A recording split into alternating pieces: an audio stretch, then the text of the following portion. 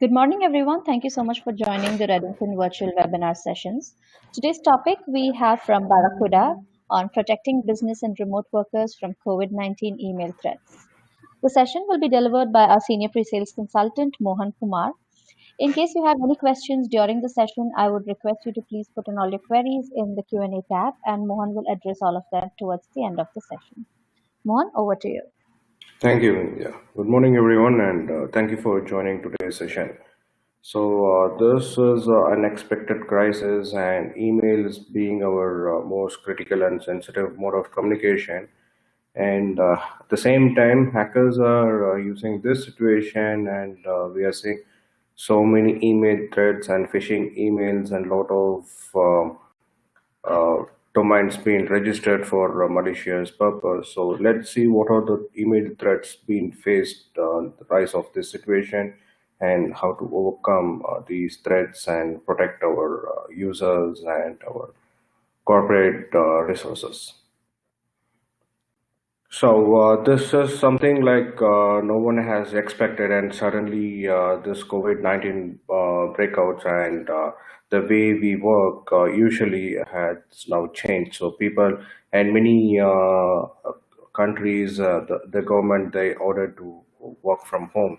So this actually affected many of the companies to work from home, or many people even have more work, and or some people they who has to be in office to do their day-to-day work. So this has become a major change, and which is unexpected, and thus saying email becomes a more critical mode of communication in this crisis.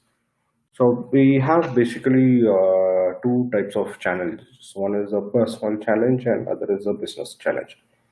Personal, like the individuals, the users, it's something new and which is not even expected, and they have this concern how long this gonna last, and how long they can work from home, or how long they have no idea when this will become go back to normal. And people, they have a concern about their family and their work, whether they'll tackle this situation financially, and they have some distracted workers as well. And if you talk about business, all when people started working from home, their only mode of communication become virtual, and they'll have to share documents between them. So they're relying on cloud sharing, and increase of using document sharing and email document sharing through emails been increased. And more whenever the user have more distraction and anxieties, so that comes hacker have more chance of using this distraction, and make the user more susceptible to the email attacks. So there was a study, and recently, apart from usual type of attacks like injections and putting some malicious payloads, or sending an attachment, or providing a URL which takes you to the malicious website, which can steal the cookies of the user, so that the hacker can gain the user access using the stolen cookies. But nowadays, the social engineering becomes a vital part. So the email doesn't even have attachment or any kind of malicious files or any URLs. It will simply contains text. So what happens? The traditional email gateway or email security, which is already deployed, won't able to detect these type of attacks. And attacks based on social engineering were increased almost 93% as per study done by Verizon D/AR in 2018. Let's see a couple of examples of what kind of email attacks will come. So this is a traditional email security. We have a email gateway which will protect from the spam and malware attachments, or any URL containing phishing sites. And even if there is any zero-day attack, any new type of file is coming in, and which might be a ransomware or something, they'll have a sandboxing, and this sandboxing might help you to simulate the particular file, and it will protect from any type of zero day. and before even if it is getting to the user, you'll have hundreds and thousands of policies, whitelisting IPs, blacklisting IPs, domains, email address. So your gateway, existing gateway, whether it is Barracuda email gateway or any other email gateway, will be capable of doing the same. So apart from this, so we have the latest threat, especially rising due to this COVID-19 situation, like brand impersonation, business email compromise, distracted email, purchased credential, personal accounts, conversation hijacking, and account takeover. I'll show a couple of examples from these social engineering attacks. So these social engineering attacks are spear phishing, like they are the targeted attacks. The hacker knows there is an organization, and these organizations are capable of doing these things, and they know the email IDs of the financial guy, or even the top guy, or even the normal sales guy through social engineering tactics, and they target those particular audience, and they'll send email or like a genuine email. So you, as a normal users, the email you cannot differentiate whether it is coming from a hacker or it is coming from a genuine. So we'll see a couple of examples. So as the situation rises, if you see a couple of months back, the number of domain registration was normal, but during this COVID-19, as the pandemic happens, the number of registration were suddenly in the peak. The main reason, it's like many organizations, they are trying to help, like they are putting necessary information to help the people or help the organization to take necessary action, and they have a useful information. And there are a couple of sites who are only using the domain registration for malicious content, mainly for the phishing attacks. And even the phishing attacks been increased. If you see in Jan, February, and the number of phishing attacks were like pretty much normal, but the first week and second week of March, there was a peak in the phishing number of phishing attacks over email. So, and even there are kits available for the hackers. Even you can download one particular kit where you can simulate a phishing, and you can test it. And it's been sold out in the black market as well. So if you can check on the deep web, you can find a lot of phishing kits available for sale. And these are the types of attacks. So if you see the business email compromise, it's been significantly much less than using the social engineering attacks. And if you see nowadays, we are getting so many emails requesting for donation and offering to sell face mask and gloves, or and using this crisis. So some might be genuine, but most of it would be like trying to be steal something. Like for an example, they are taking advantage of the this situation. And this is one of the example. If you see the email, which is from the World Health Organization, and they are simply saying like using the fast forwarded attached Dropbox link for recent COVID situation. So every country, they are also sending their people what are the necessary action to take, and how to protect ourselves during this situation. So when someone receives an email from WHO, they'll simply think like it's a genuine email, and they'll tend to click on the URL. So this actually, so how you differentiate? So if you manually check all these things, if you see the from address, it's who.org. And actually the WHO website is who.int. So when user receives this email during this crisis, they have no reasons to think like it is a malicious intent. So they simply think like it's a genuine email from WHO, and they'll trust the email, and they'll start following whatever that's been said on the email. And the link which has been sent, it's of course a phishing site. So if the user by any chance, by mistake, or unknowingly click on this link, and it might ask to reset a password or enter his email username and password to confirm or something. Once the user does it, the hackers will gain access, or get the credential, and the account will be taken over so that the hacker can able to use the victim's email ID for his own malicious content. So this is one form of social engineering. So in this way, it can lead to multiple attacks. So for an example, a user thought this is a genuine email, and he clicks on the link and he put his email username and password. So the hacker will gain his username and password. So what will happen? The hacker will log in email account using his username and password, and he can able to see all his organization email. So he can send some email to his finance requesting for a salary loan, or asking to fund transfer to his partner account or something like that.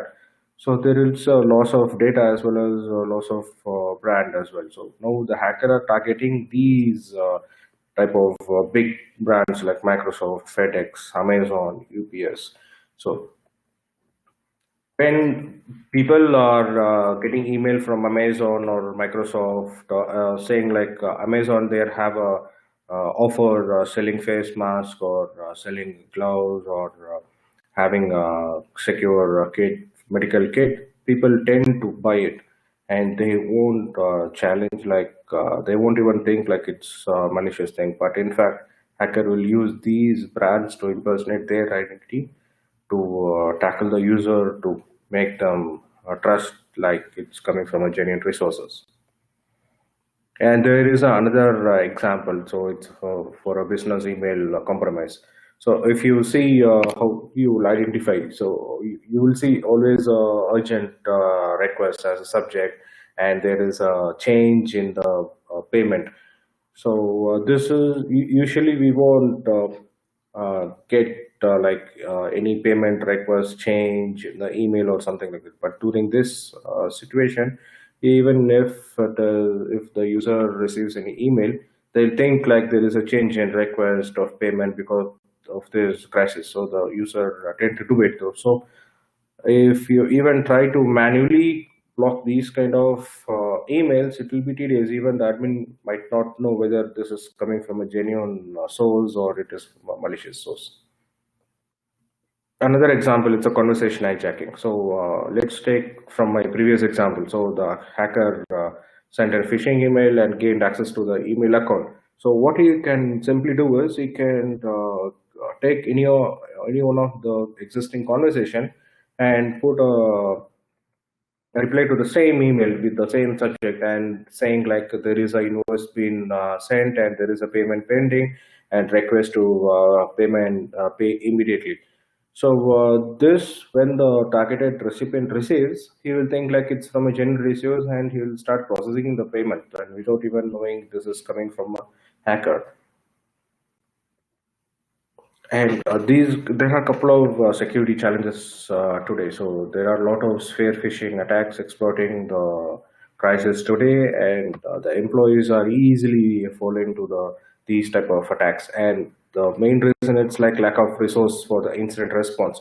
So if you have Barracuda incident response, you can simply enable it, and these can be automated. And the people users, they are distracted, and because they are currently working in the way they are not used to work. So this is something, it's new for the employee as well, and they might not know what is genuine and what is not. So, and this will lead to like data loss, whether by mistake or by malicious intent.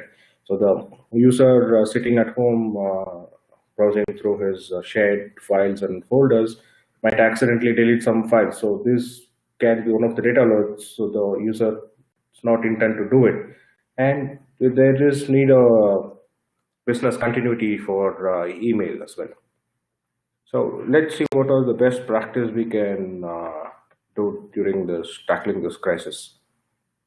So when we say to keep the business secure, we have three main things. One is the technology, people, and the business continuity. Technology, we already, most of the companies, they have their own perimeter protection. They have their own existing email gateway, and the existing gateway might not be enough for protecting attacks from these crises. So there has to be a spear phishing detection, and this has to be automated. So the admin cannot manually check each email in the logs, and if the company is having more than 2,000, 5,000 users, it will be a very difficult task for the admin to manually select the messages and block it and make it as spam or block the particular domain. The source email address or source domain might differ, the source IP might differ. So the manually doing such things will be a tedious task, and it will be next to impossible. And not only the detection, the response also has to be automated. So the moment something is detected, malicious content, so there should be a response automated, like block the particular domain or blocking the mail being delivered to the user.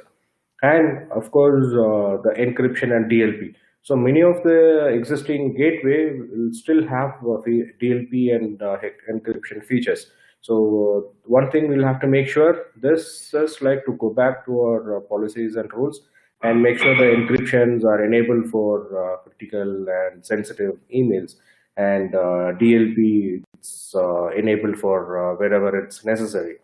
And next thing is the people. So most of the incident occurs mainly because of the people, and people are the main resources for the company. So we'll have to take precautions to make sure the users are educated well, and they have to know the differentiate between secure or genuine emails and from a phishing email. So there has to be a security awareness training, and especially during this crisis. So each user should be aware, like even by mistake or unknowingly click any malicious or any malicious payloaded websites. And there is also a chance to have a phishing simulation. So the admin can simulate some phishing emails, and there are tools available. Even Barracuda has their own phishing simulation tool. So the admin can simulate phishing emails sent to the user and see how the user reacts. If the user really saying like it's a phishing email, or they are simply uh, avoiding that and they are just taking it. So based on that, you can have your own security awareness program for your users. And most important thing, it's a business continuity, whether this crisis or not. So their business has to run. Like if the user deletes some files or data unknowingly or by mistake, so the company has to make sure there is enough backup, even if it is done intentionally or without unintentionally. They'll have to make sure there is a backup of the data and there is a continuity of the emails.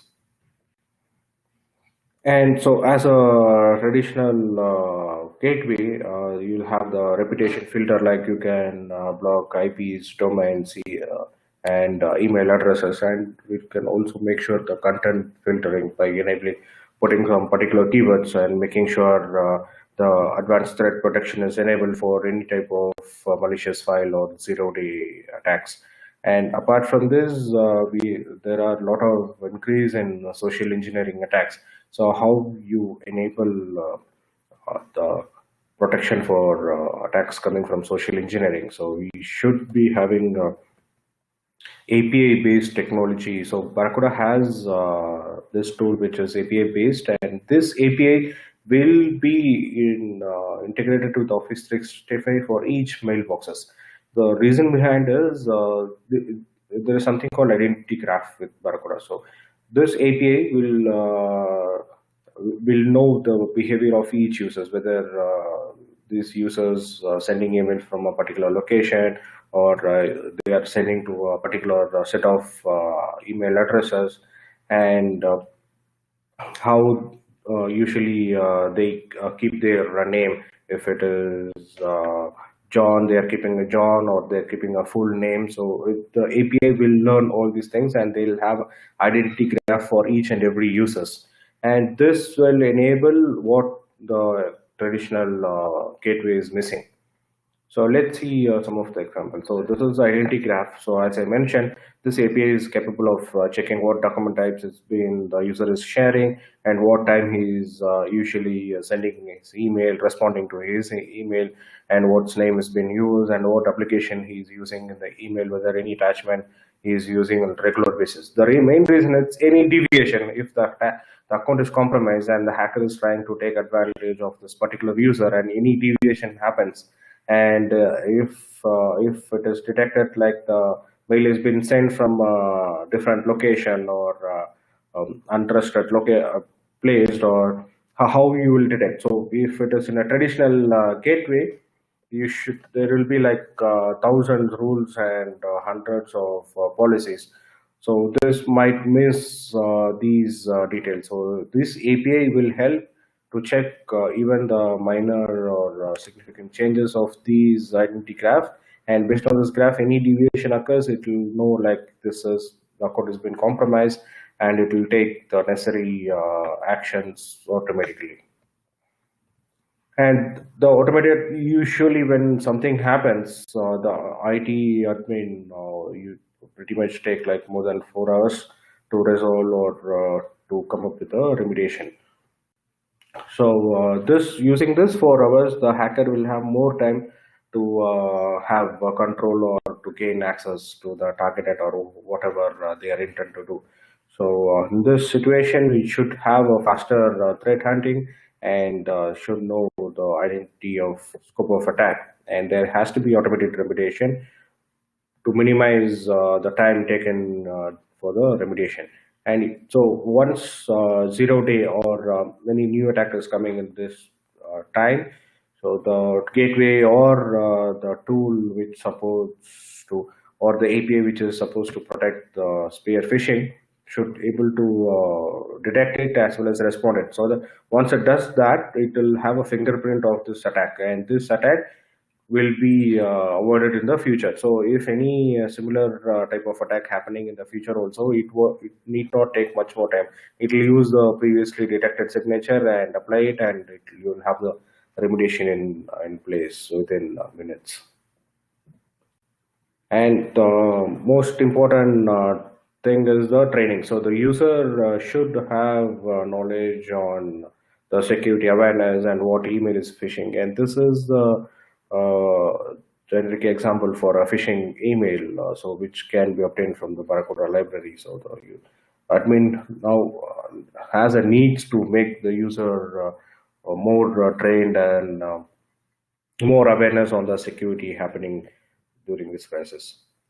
So we have these two things: data protection and email continuity. So we nowadays companies are relying mostly on the Exchange for their communication, and SharePoint and OneDrive for the file sharing, and they are depending on the team. So there are a lot of files and data being shared using these SharePoint, OneDrive, and Teams. So they has to be protected, and even if it is accidental, or it's malicious deletion. And email continuity, it's a business critical thing, and if the customer is already having Barracuda, you can simply go and enable the email continuity. And you should have a checklist, like we'll have to make sure whether the whatever communication we are having, it's secure enough, so we can make sure whether we have evaluated the spear phishing attack. So the only thing, you can make use of the free Barracuda tool, which is on the cloud. You can simply put your 365, link your 365 credentials in the Barracuda tool, so that it will run its scan, and it will give you a report like these many attacks has already happened in the past, and with the existing email boxes. Okay, to go to the tool, all you have to do is go to scan.barracudanetworks.com, then you can link your Office 365 account over there. And you will have to leverage automated tool for any incident response, rather the admin doing that manually. And you'll have to have a security awareness program for the users on a regular basis, so that the users are educated not to like fallen into any traps of any malicious content.